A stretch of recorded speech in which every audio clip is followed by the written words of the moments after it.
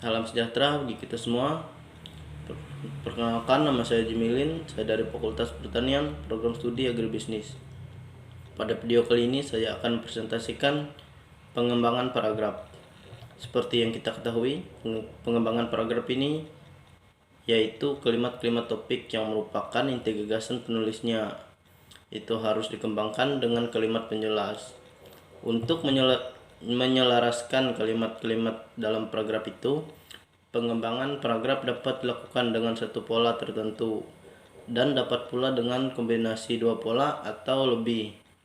Adapun beberapa metode pengembangan paragraf diantaranya yaitu yang pertama, kronologi.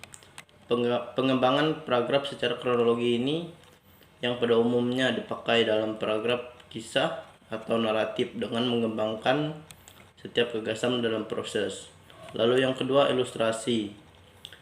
Pengembangan paragraf secara ilustrasi ialah untuk menyajikan suatu gambaran umum atau khusus tentang suatu prinsip atau konsep yang dianggap belum dipahami oleh pembaca. Lalu yang ketiga, ada definisi.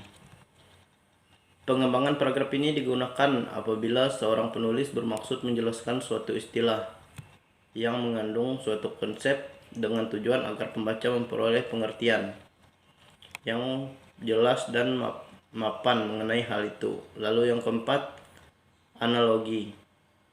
Dalam pengembangan ini diberikan suatu contoh gambaran yang berbeda tetapi mempunyai kesamaan baik berbentuk maupun fungsi untuk menjelaskan kepada pembaca tentang sesuatu yang tidak dipahami dengan baik. Lalu yang kelima, perbandingan dengan pengontrasan.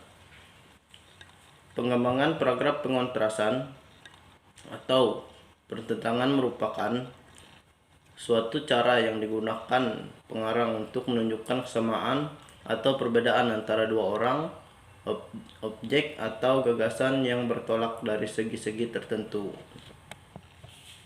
Lalu yang keenam, sebab akibat. Dalam pengembangan ini, suatu paragraf mungkin berupa sebab banyaknya akibat atau banyaknya sebab dengan satu akibat. Dan sebab juga dapat berfungsi sebagai pikiran utama dan akibat sebagai pikiran penjelas, atau dapat juga sebaliknya. Lalu yang ketujuh, repetisi. Lalu yang ketujuh, pembatasan satu persatu atau contoh.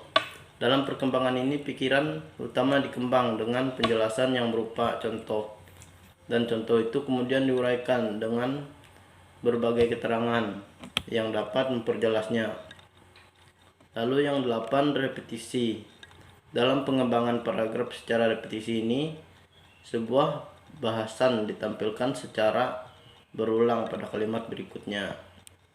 Lalu yang terakhir, 9, kombinasi. Pengembangan ini dapat dilakukan dengan memadukan atau menggabungkan repetisi, terutama repetisi kata-kata kunci atau kata ganti dengan analogi. Mungkin itu saja yang dapat saya sampaikan.